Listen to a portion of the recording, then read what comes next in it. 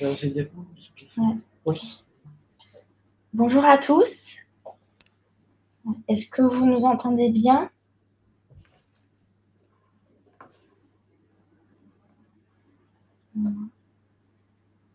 Vous avez un petit chat à droite si vous voulez nous dire si tout est OK pour vous. Bonjour. On va laisser peut-être une petite Apparemment, ça marche. minute le temps que tout le monde arrive. Parfait. Bon, après, ça va arriver petit à petit. Donc, bonjour à tous. Merci d'être présents à ce webinaire qui va aborder le sujet de la sécurisation d'un projet MES. Donc,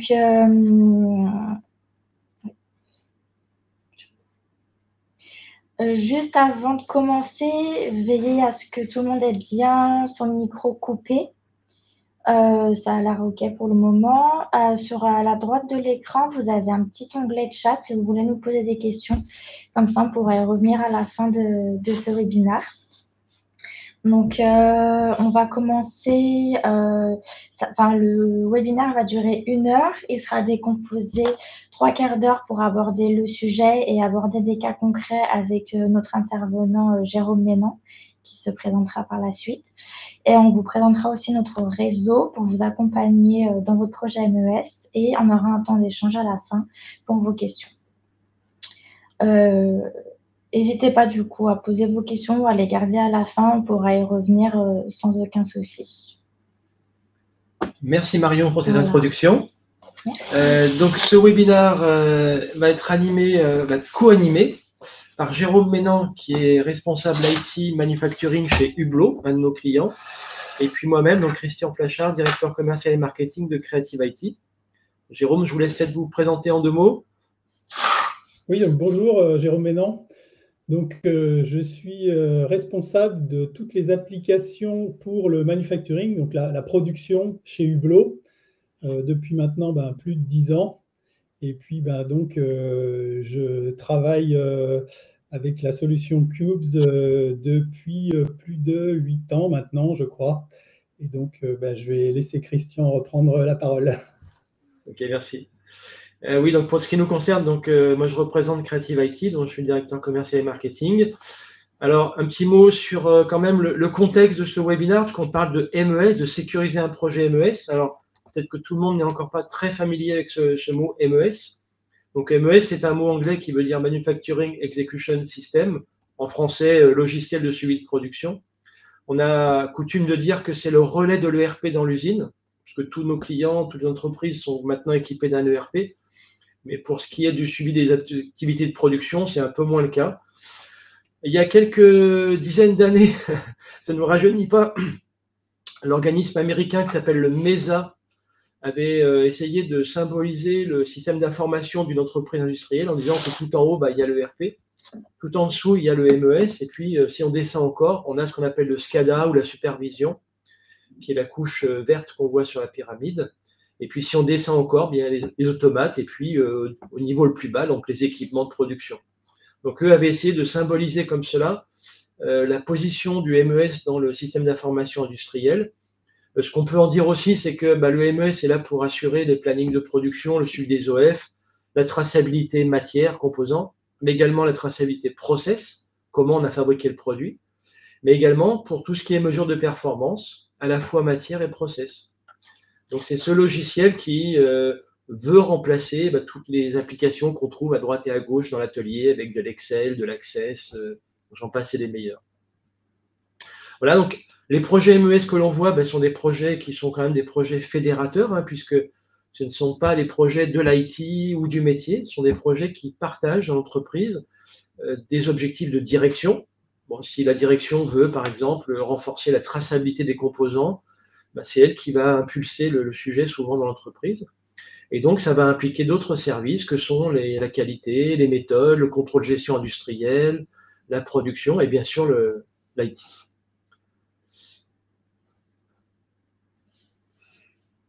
J'ai cliqué un peu trop vite.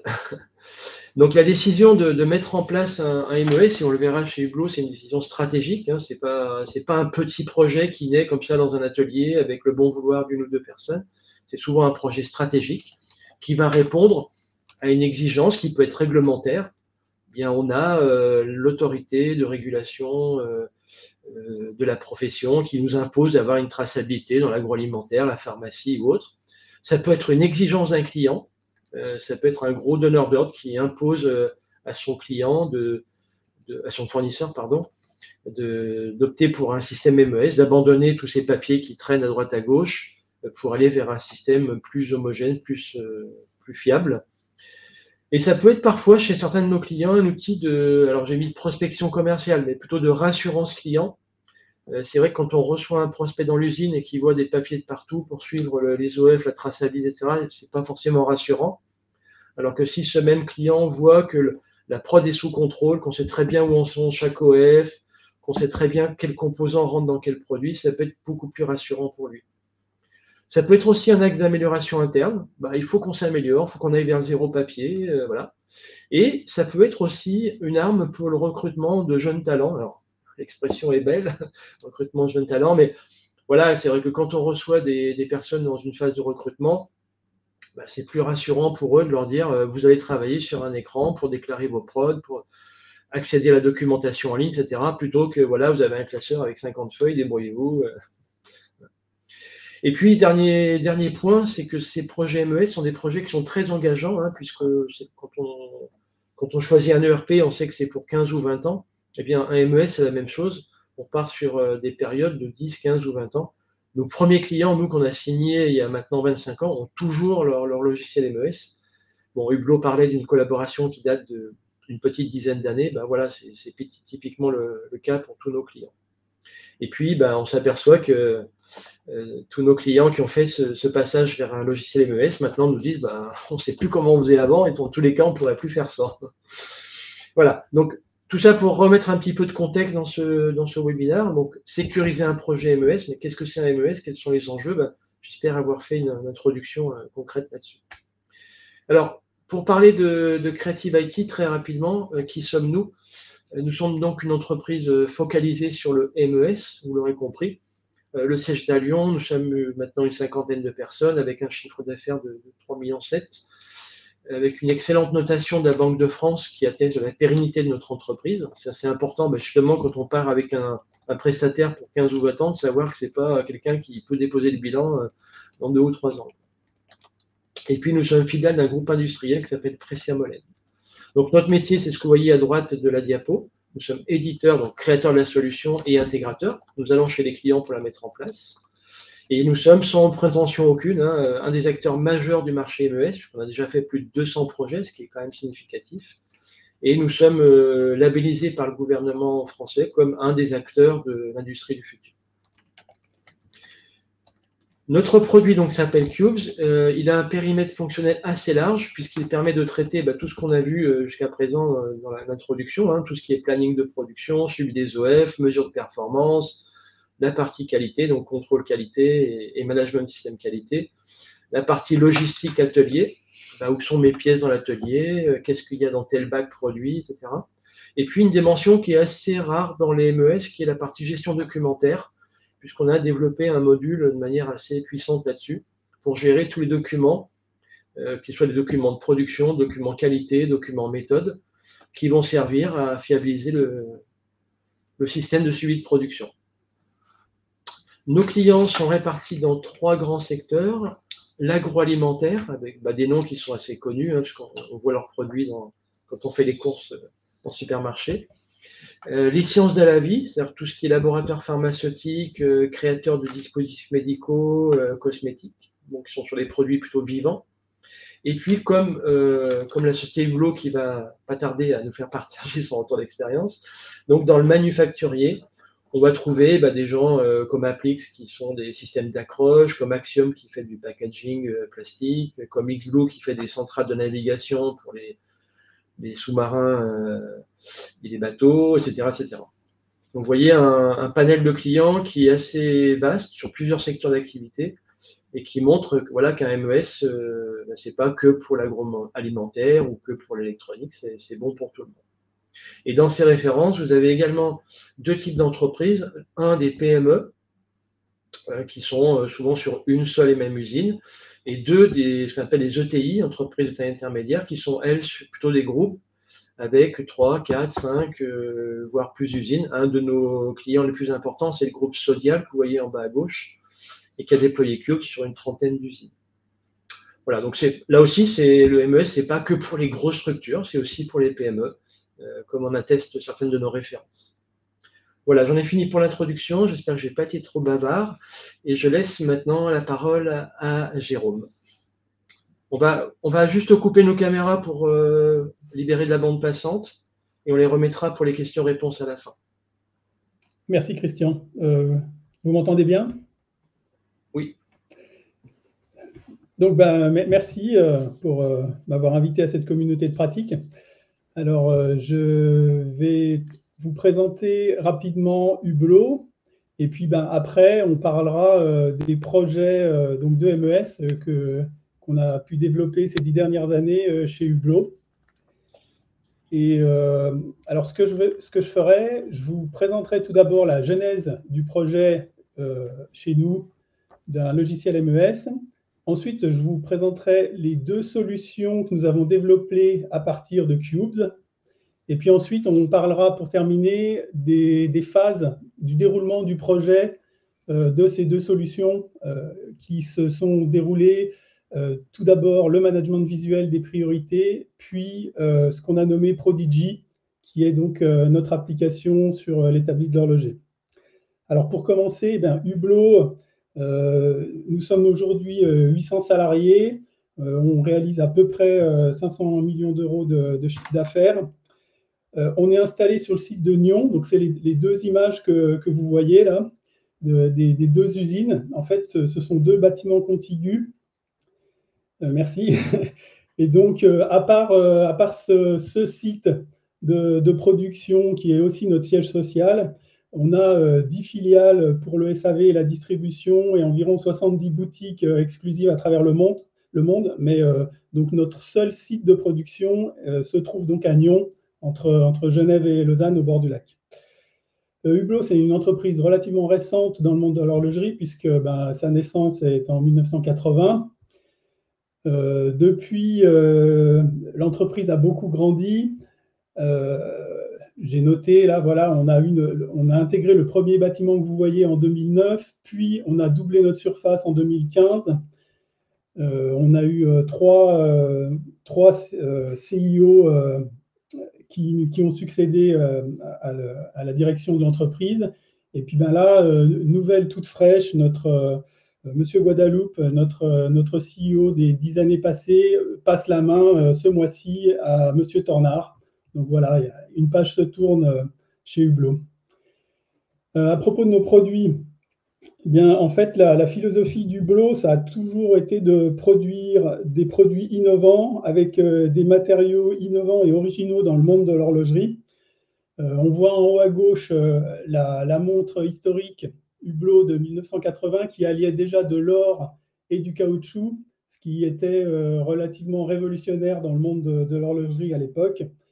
Et puis ensuite, Hublot a enchaîné des fabrications de montres dans des produits assez exotiques comme le carbone, la céramique, le saphir.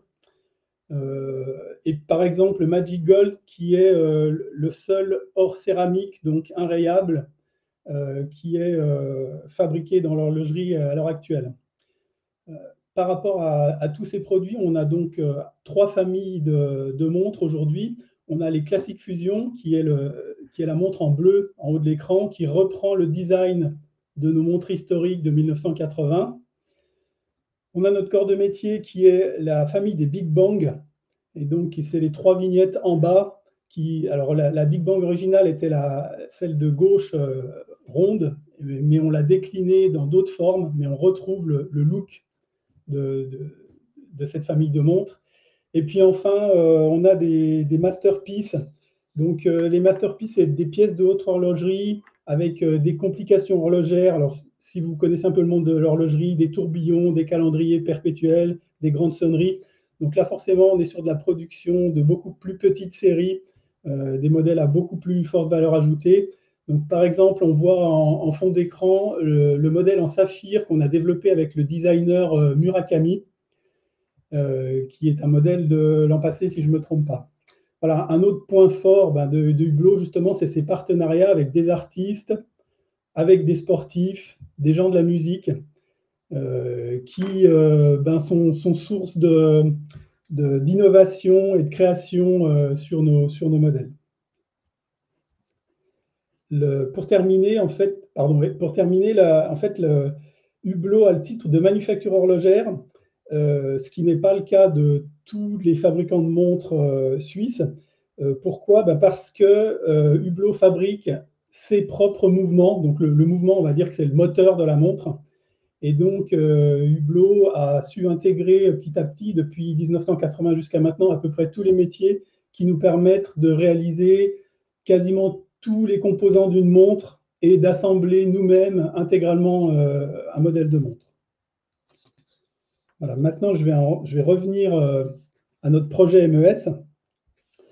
Donc, en fait, notre projet MES, il a commencé en 2015. On avait des réflexions et puis une demande des méthodes et du contrôle de gestion industrielle pour bien suivre nos temps de production. C'était essentiellement ça la demande. On avait identifié nos besoins.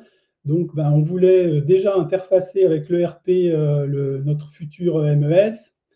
On souhaitait un terminal de saisie partagé entre chaque atelier. Et puis, l'objectif, donc, c'était à la fois de récupérer nos temps de production pour valoriser correctement nos produits et en même temps de calculer des taux de rendement synthétiques. À propos du ROI du projet initialement, clairement, il n'était pas identifié précisément.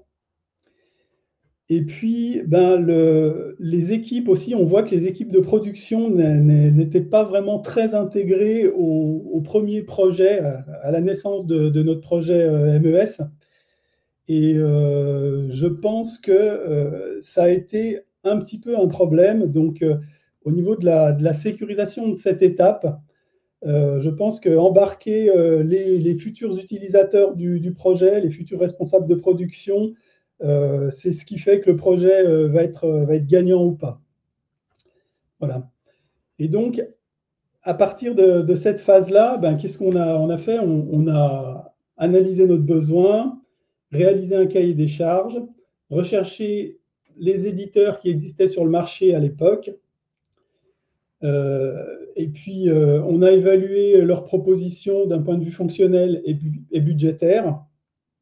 Donc on avait trouvé à peu près 24 éditeurs à l'époque. On a essayé de faire une comparaison à périmètre équivalent, ce qui n'est pas toujours évident dans les propositions des différents éditeurs.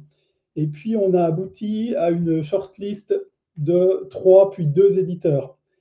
Nos critères de choix principaux pour cette phase de choix du logiciel, alors tout d'abord, on avait analysé si l'ERP ne pouvait pas nous fournir, pouvait pas répondre à notre besoin, mais à l'époque, il n'était ni supporté sur une tablette ou un terminal mobile. Il avait quelques possibilités de saisie de suivi des temps, mais enfin qui étaient vraiment très limitées. Donc on avait écarté cette solution-là. Et puis ensuite, on s'était dit qu'il nous fallait trouver, comme Christian l'a évoqué tout à l'heure, une solution du marché pour avoir du support, de la pérennité. On ne voulait pas se lancer dans un développement spécifique. On a également, parmi les personnes identifiées dans la shortlist, étudié la stabilité financière de ces futurs potentiels partenaires. Et un point aussi qui a été un peu déceptif sur cette phase-là, c'est que les grands éditeurs de l'époque, étant donné qu'Hublot était quand même une PME, surtout à l'époque, on n'était pas aussi grand que maintenant, on a été un peu déçus de l'accueil qu'ils nous ont réservé et de la qualité de service par rapport à la réponse à notre offre. Et donc, on a aussi fait le choix de partenaires qui étaient adaptés à la taille d'une PME. Le conseil pour sécuriser cette étape, si j'en avais un, Alors, ce n'est pas pour sécuriser cette étape, mais c'est pour sécuriser le choix d'un MES pour le futur de l'entreprise, c'est de prendre une solution qui offre de la flexibilité. Parce que comme on le verra dans les diapositives suivantes, ben, en fait, on est dans un monde flexible avec beaucoup de volatilité.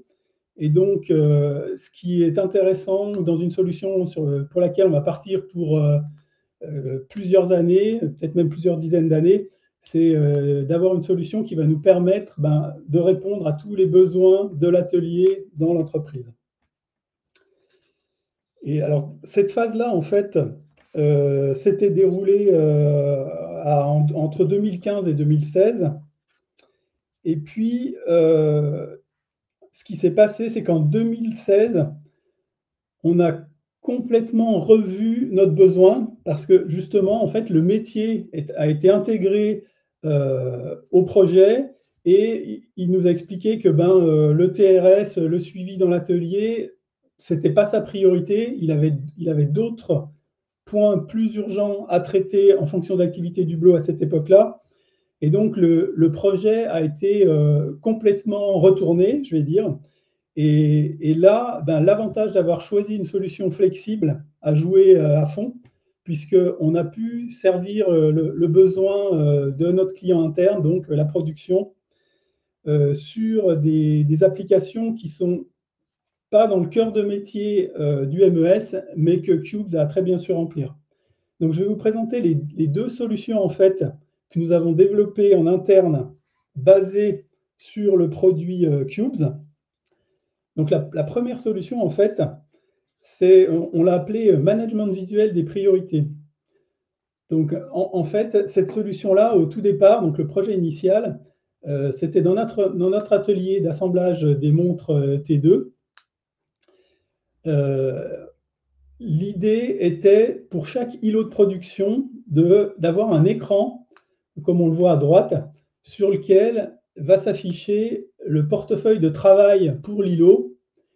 Et puis, ce portefeuille va être priorisé pour que l'horloger, de manière autonome, puisse prendre le travail le plus urgent, le plus important par rapport à ses capacités. Et le tableau, en même temps, nous permettrait de suivre la production dans l'atelier. Ça participait aussi de la démarche pour diminuer la gestion des papiers, la gestion des post-it, etc., sur nos boîtes de fabrication. Donc, cette gestion des priorités,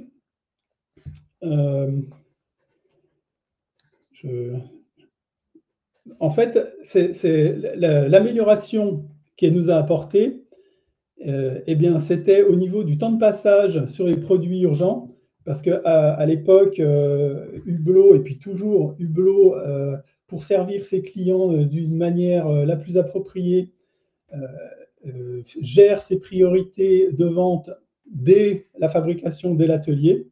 Donc, comme je l'ai dit aussi, elle apportait de l'autonomie à l'horloger qui pouvait prendre le travail le plus urgent sans avoir à consulter son responsable.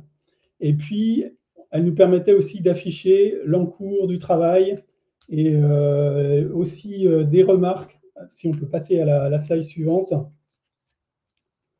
Donc voilà, le management visuel des priorités dans l'atelier, ça ressemble à ça. Donc des écrans suspendus maintenant, qui sont en face de chaque îlot de fabrication, et puis sur lequel, si on va à la slide suivante, on verra un détail de ce qui est affiché dessus. Voilà. Donc on a les ordres de fabrication qui sont priorisés par un gestionnaire d'atelier dans le MES et qui s'affichent en temps réel sur chaque écran. Donc là, on voit un exemple où on a notre îlot d'emboîtage avec les différentes têtes de montre à assembler. Les lignes en verte, c'est les ordres de fabrication qui sont déjà en cours, qui ont déjà été pris en charge. Les autres sont encore en attente de prise en charge. Donc ça a été la première application que nous avons développé à partir donc de Cubes, du MES Cubes. Et puis ensuite, pour un second atelier… Jérôme? Pardon? Jérôme, je vous coupe. Oui. Est-ce que vous pouvez nous dire un petit mot de l'écran et notamment de la colonne avancement, là, ces petits cadrans que l'on voit? Oui. Alors, en fait, la gamme d'assemblage d'une tête de montre est relativement standard d'un modèle à l'autre. Donc, on a ces 6 phases d'assemblage qui sont symbolisées par des petits cadrans de montre. Et le visuel avancement nous permet de repérer à quel stade d'assemblage se trouve l'ordre de fabrication. Donc là, comme on est à l'îlot d'emboîtage, qui est la deuxième phase, forcément, on voit que toutes les petites horloges correspondant à la phase AI, qui est l'aiguillage, sont bleues, c'est-à-dire qu'elles sont terminées. Et puis, alors malheureusement, dans l'exemple qu'on a là, on n'a pas d'avancement partiel, c'est-à-dire que toutes les phases d'aiguillage sont complètement terminées, et puis toutes les phases d'emboîtage ne sont pas encore commencées. Mais cette colonne avancement permet rapidement de visualiser dans tout l'atelier à quel stade d'avancement de l'assemblage se trouve l'OF et donc la tête de montre qui est en cours.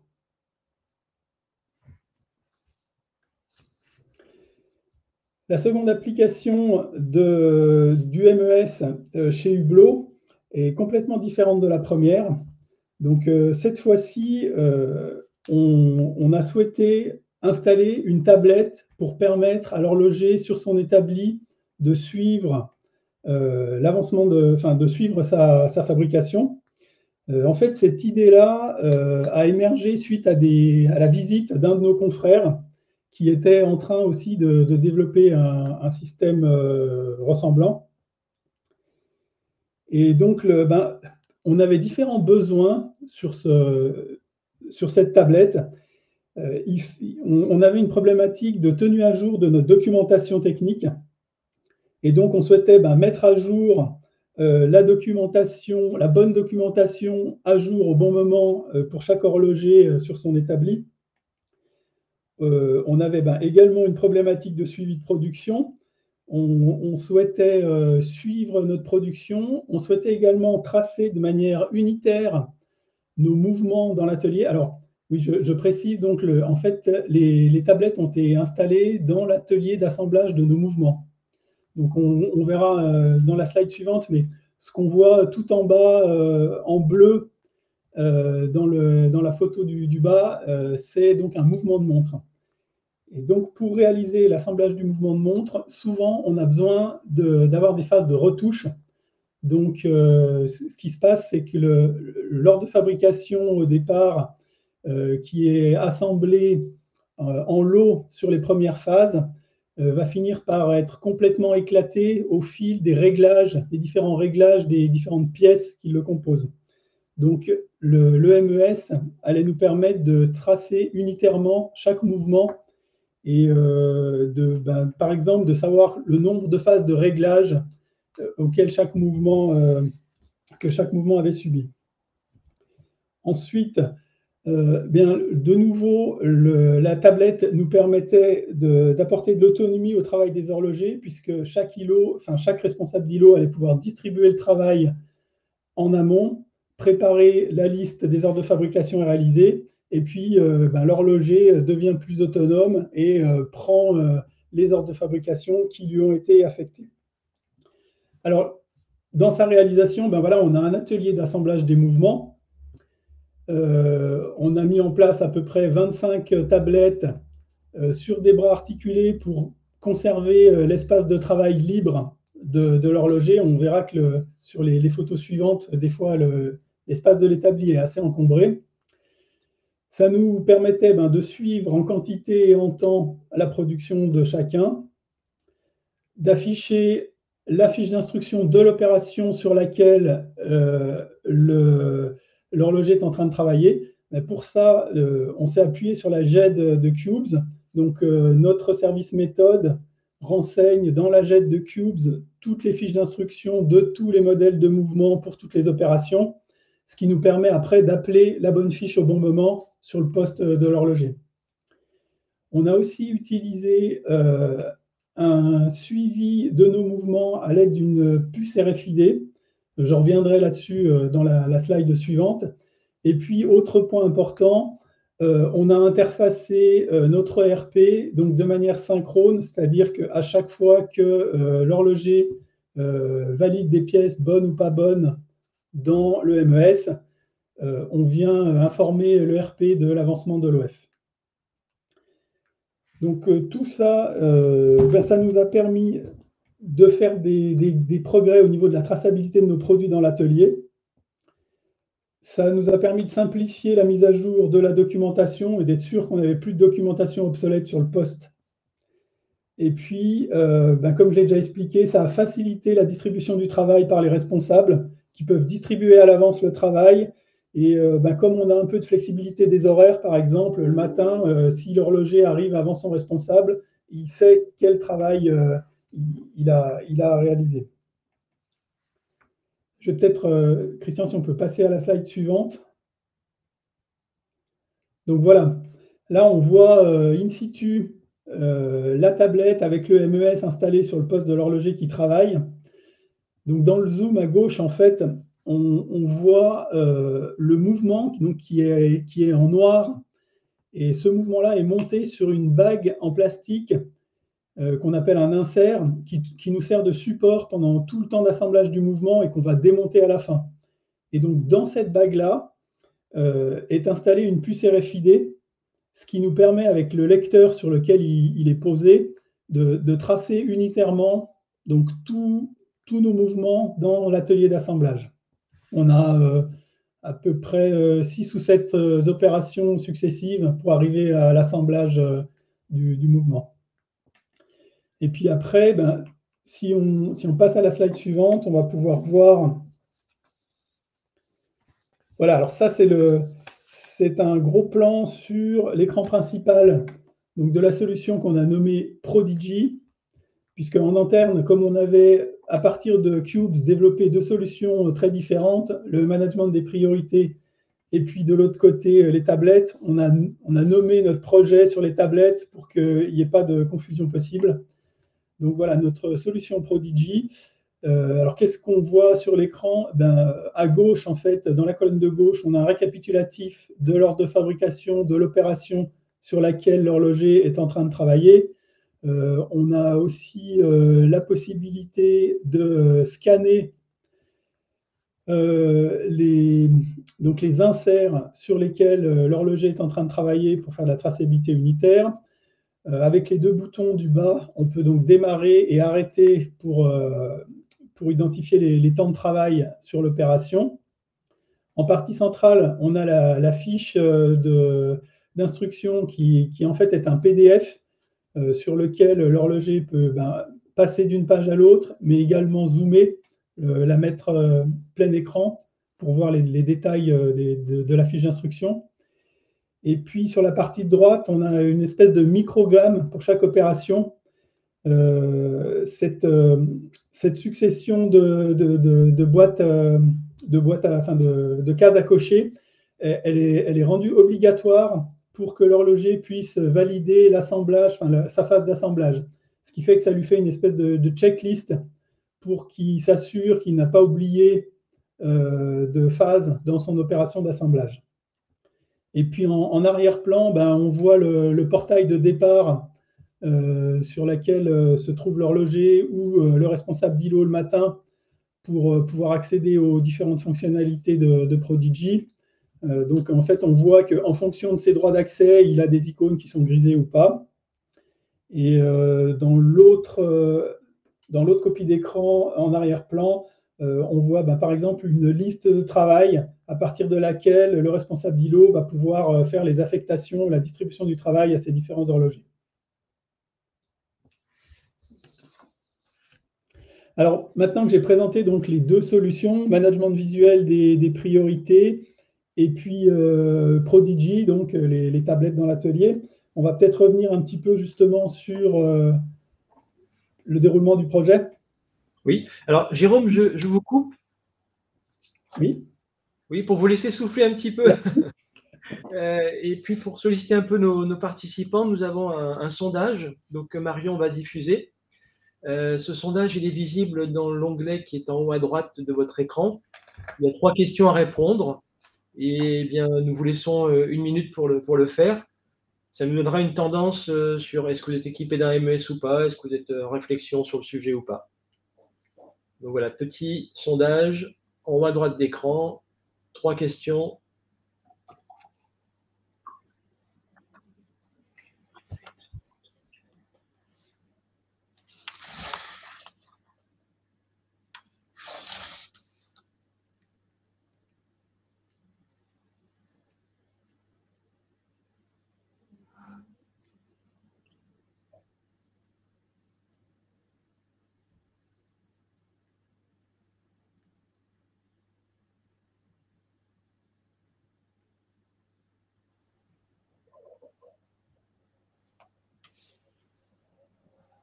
Voilà, merci à tous ceux qui ont participé au sondage. Ça nous permettra de mieux vous comprendre, mieux vous connaître. Merci Jérôme pour cette première partie d'explication sur ce que fait le MES chez Hublot. Et donc là, on va rentrer dans la deuxième partie de notre exposé qui est comment on peut sécuriser ce projet MES avant, pendant et après, qui était aussi le cœur de notre webinaire. Je vous redonne la parole, Jérôme. Oui, merci Christian. Donc, donc maintenant, je vais parler du phasing de notre projet, ou plutôt de nos projets, puisqu'on a eu 2 solutions, donc il y a eu 2 projets. Donc, on va parler des 3 principales phases, et je l'évoquerai à la fois pour le premier et pour le second projet en même temps. Donc, pour la partie avant du projet, chez nous, comment ça s'est déroulé? En général, l'analyse a été réalisée en petite équipe. Donc, 2 personnes du métier, une de l'IT ou 2 de l'IT, 2 intégrateurs. Alors oui, autre point, on s'est appuyé en fait sur un intégrateur. Donc, en l'occurrence, je remercie les membres de la société CGI qui nous ont accompagnés au fil des années. Et donc, c'est basé sur une équipe de moins de 8 personnes, on va dire, qu'on a mené les projets. Pour les 2 projets, on a réalisé des démonstrateurs dès qu'on a pu sur le projet, donc un POC. Je reviendrai là-dessus, mais ça me semblait être un des points importants. Et puis après, la phase avant s'est déroulée de la manière suivante. On a réalisé des réunions de travail avec l'intégrateur, le métier et l'IT pour définir un cahier des charges. Le cahier des charges a été réalisé par l'intégrateur pour la partie qui concernait Cubes, et puis l'IT Hublot en interne a réalisé la partie qui concernait l'interface avec le RP.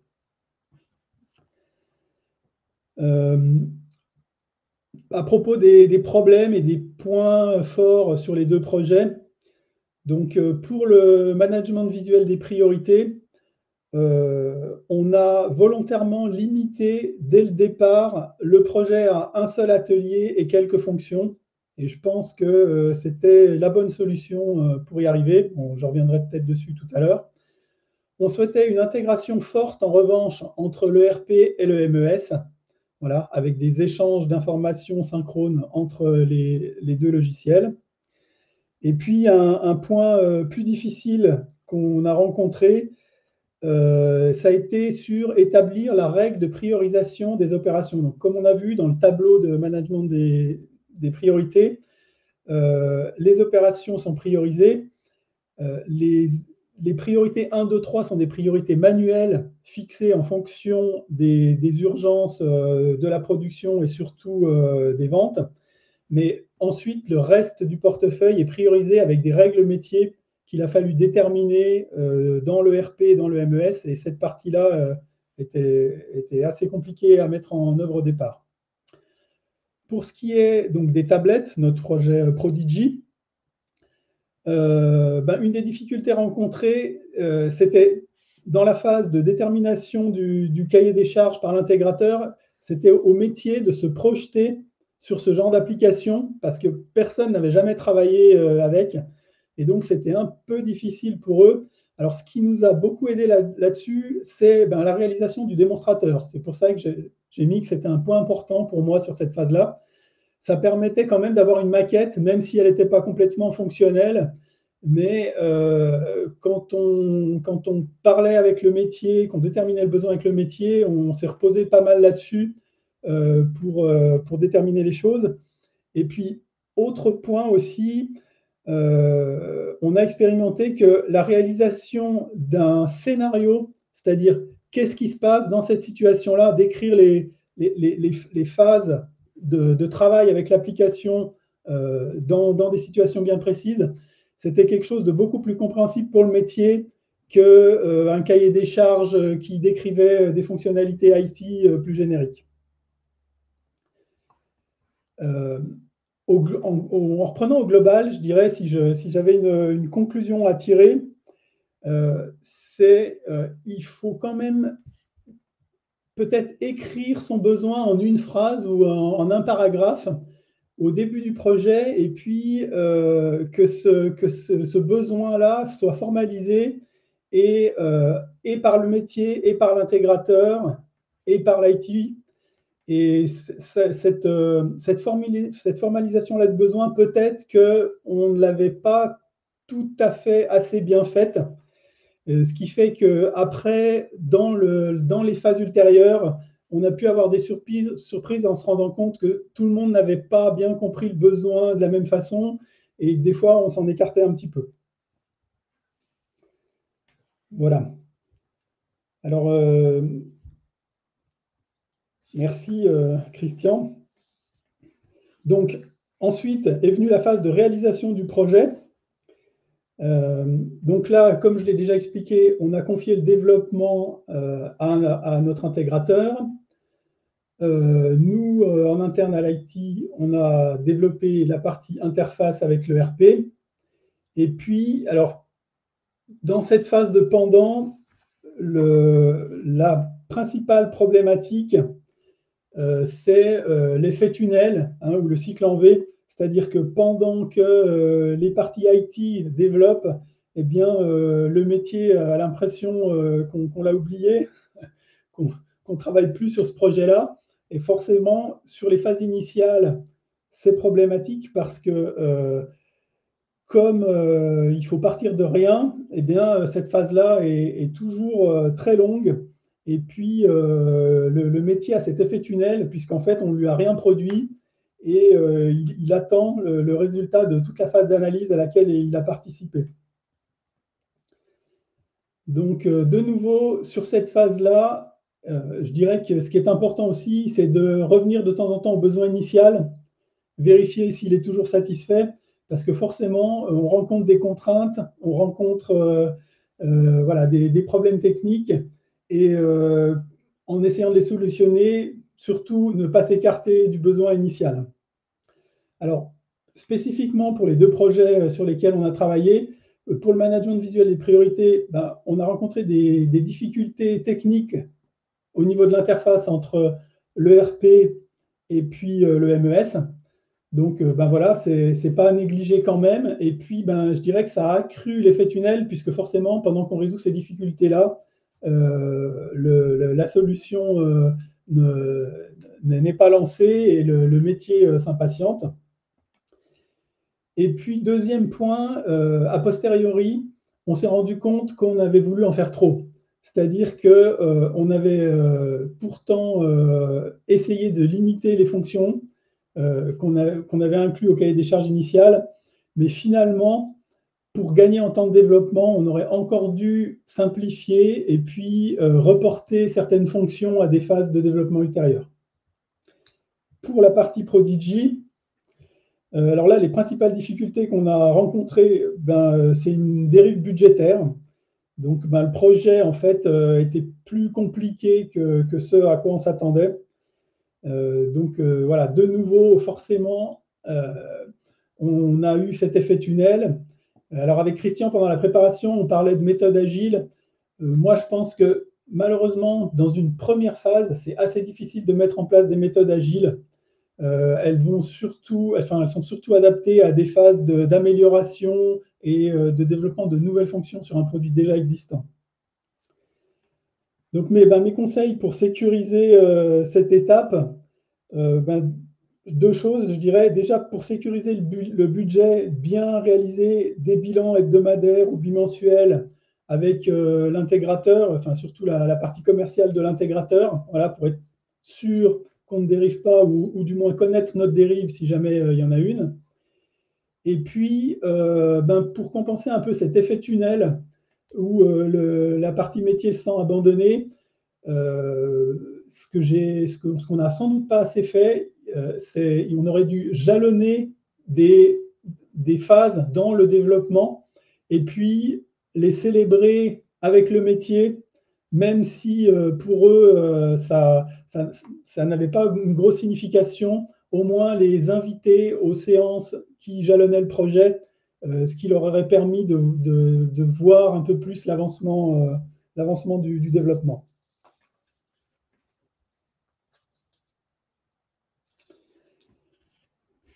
Et puis, une fois les deux projets en place, il y a les phases suivantes d'exploitation qui sont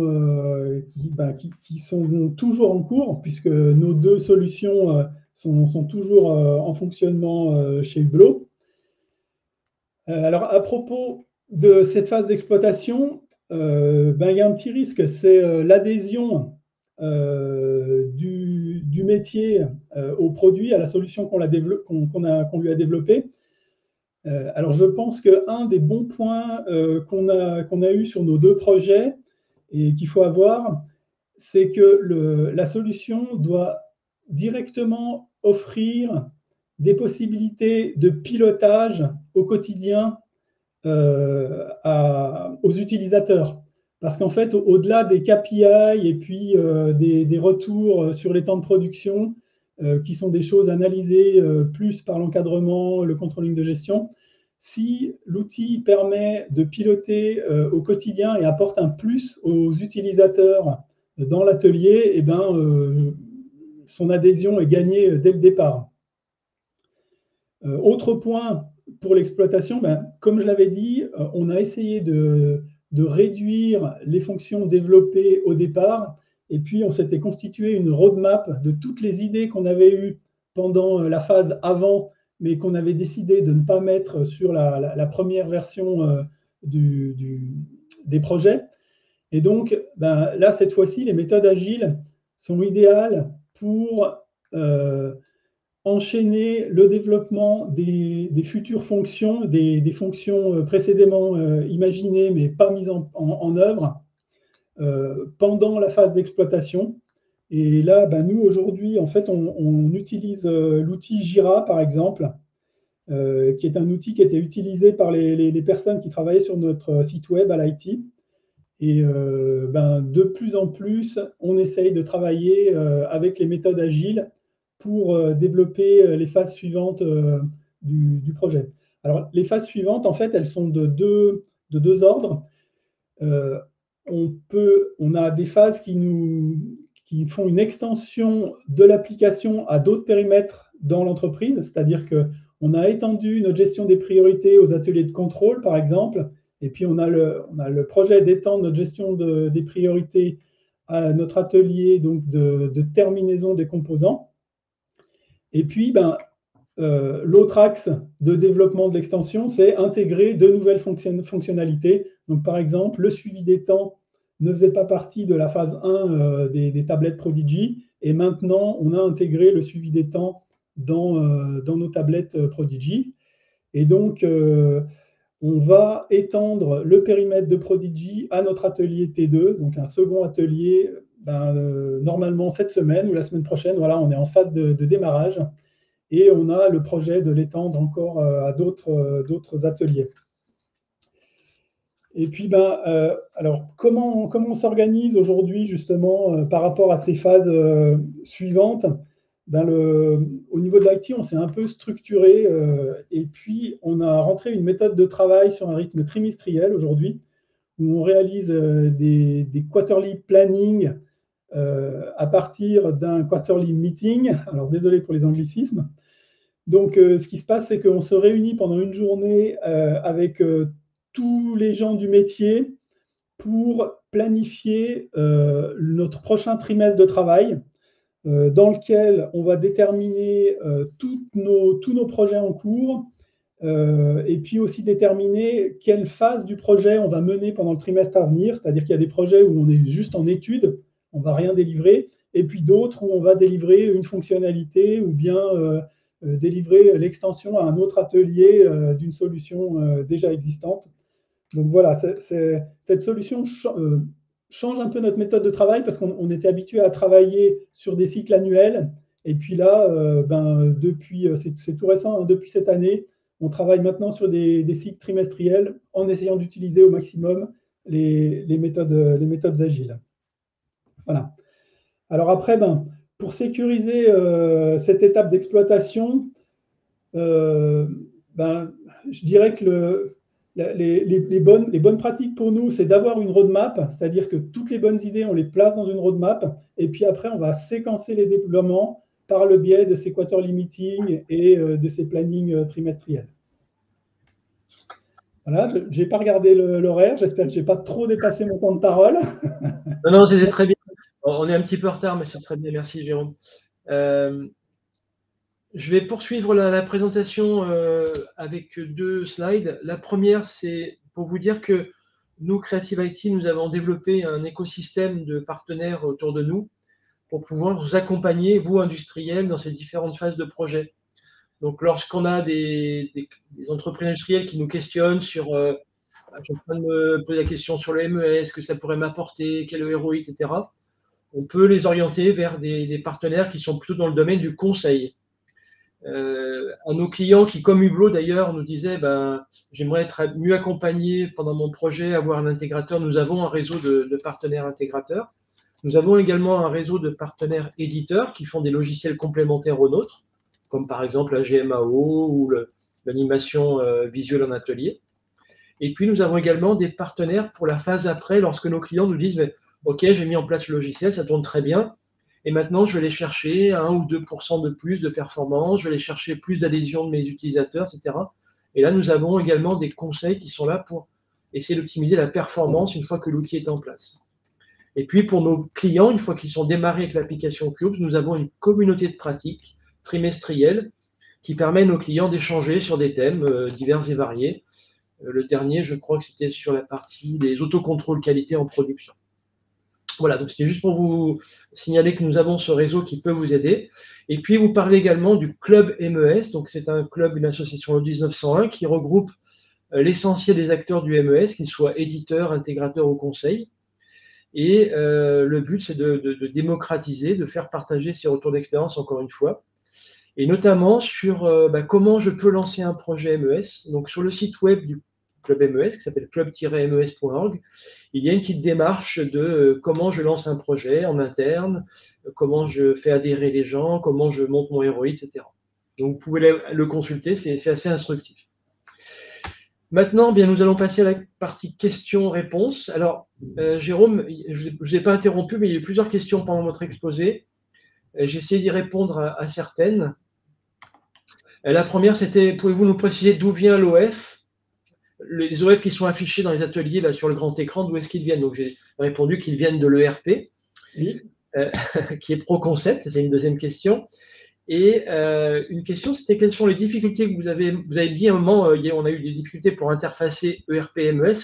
Quelles étaient ces difficultés? Est-ce qu'elles étaient techniques, fonctionnelles, alignement des référentiels, enfin, voilà. C'était des difficultés techniques.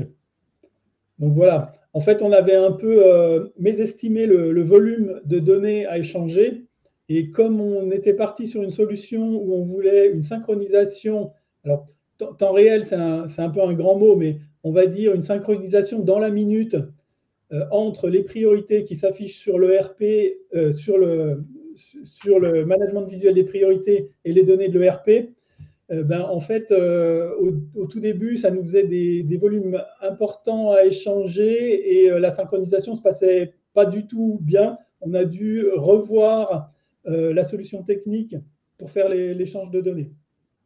Là, on parle de web service oui, alors je ne sais pas si ça intéresse. Bidirectionnel. Alors, à l'époque, on faisait des échanges de vues base à base de données, hein, entre notre base de données Oracle de l'ERP et puis la base de données Microsoft SQL sur laquelle s'appuie Cubes. Et puis, on a basculé en web service maintenant. Mais en fait, au moment où on a basculé en web service, on avait déjà plus d'expérience. Donc là, la bascule s'est mieux passée. Deuxième question, c'est lié à la partie. Alors, ça revient sur le premier projet de management visuel des priorités. La question, c'est aviez-vous un système d'ordonnancement avant de mettre en place le suivi visuel? Alors, oui et non. C'est-à-dire qu'on avait un système d'ordonnancement non structuré. L'administration des ventes et nos ateliers d'assemblage, tout particulièrement le T2, là où on a mis en place la solution, s'échangeaient des listes Excel par mail toute la journée en faisant des allers-retours parce que les priorités forcément évoluent quotidiennement à propos de l'assemblage des montres. Donc voilà, en fait, le besoin, c'était de structurer et puis d'avoir une base de priorités communes entre les ventes et les ateliers. Donc dans les ateliers, on a utilisé la solution Cubes pour afficher ce management visuel des priorités.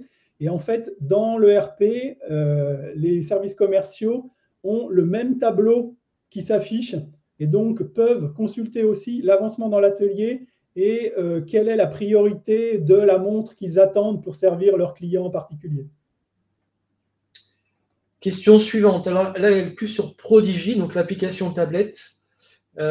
Avez-vous asservi des outils de type visseuse, caméra ou autre à votre MES? Est-ce qu'il y a des connexions entre le MES et les équipements de l'établi?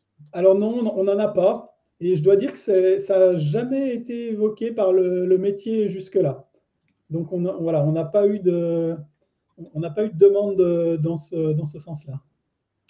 Oui, c'est vrai que sur beaucoup d'applications MES, on voit des connexions avec les machines, oui. Que ce soit des machines de production ou des équipements de mesure. Chez vous, il n'y en a pas. Oui, c'est vrai. Non. Alors nous, le frein à connecter par exemple, oui, en effet, on voit sur les fiches d'instruction, des fois, il y a des couples de serrage qui sont notés, ce genre ou des forces de chassage.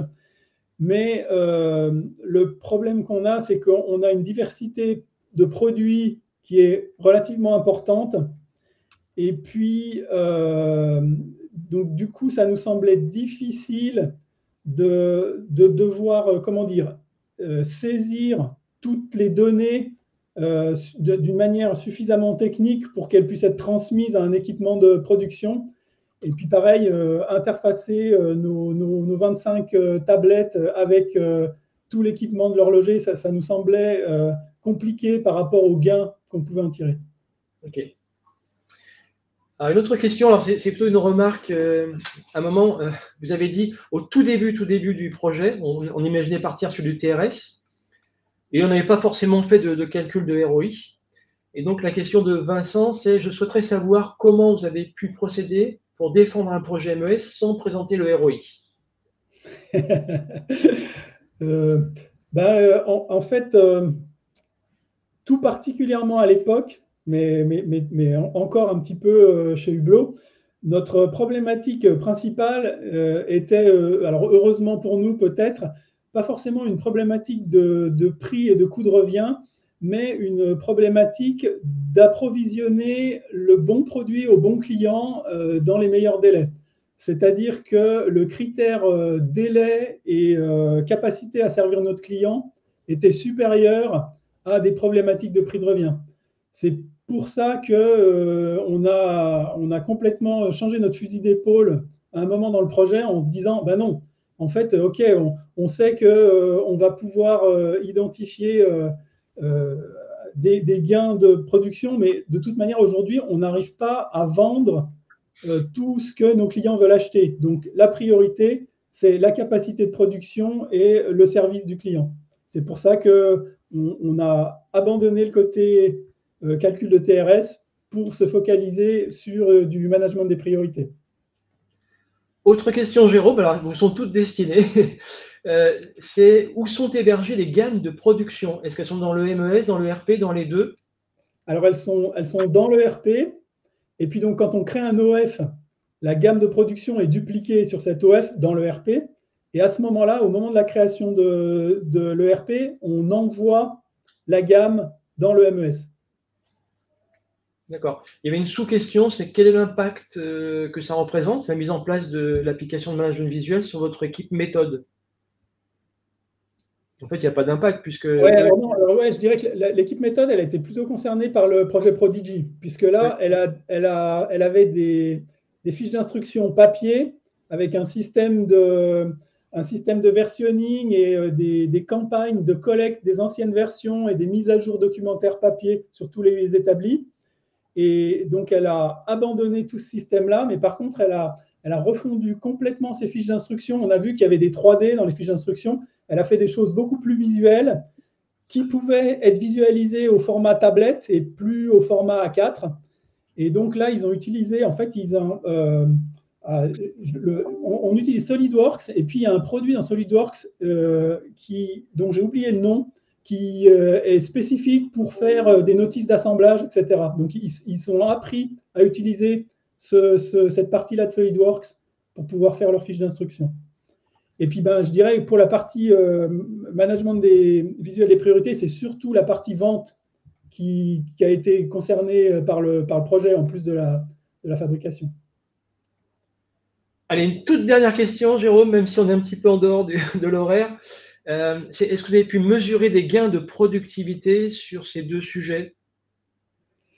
Alors moi, je ne les ai pas mesurés personnellement, hein, puisque c'est plutôt le métier qui s'en occupe. Mais alors, au niveau des temps de passage et des temps de passage des pièces urgentes dans l'atelier T2, oui, je sais que 6 mois et 1 an après le projet, le responsable de production avait fait des mesures et puis avait noté que, surtout, le gain qu'il trouvait, c'est qu'avant, il arrivait à l'atelier d'oublier des pièces urgentes. C'est-à-dire que des pièces urgentes qui devaient passer en moins de 3 semaines dans l'atelier, on avait des temps de passage de 5 parce qu'elles étaient en fait restées dans le flux normal, elles avaient mal été priorisées. Et à partir de la mise en place du management visuel des priorités, ces cas-là ont quasiment disparu. C'est-à-dire que les pièces urgentes sont urgentes du premier jour où le kit d'assemblage rentre dans l'atelier jusqu'au dernier jour où il sort du contrôle. Très bien. Jérôme, il me reste à vous remercier pour cette prestation et ce partage d'expérience. Merci beaucoup. Remercie à tout le monde d'avoir assisté à ce webinaire. Il sera en replay sur la plateforme Webikeo d'ici quelques minutes, je pense. Donc, pour ceux qui voudraient le diffuser en interne ou le revoir, il n'y a pas de problème, ça sera disponible. Merci à tous et puis bon chemin sur votre réflexion projet MES. Merci et merci pour cette invitation, Christian. Et puis si jamais il y a d'autres questions qui viennent, hein, Christian les fera suivre, il n'y a pas de souci, on est ouvert à la discussion. Et bonne journée à tous. Merci, au revoir.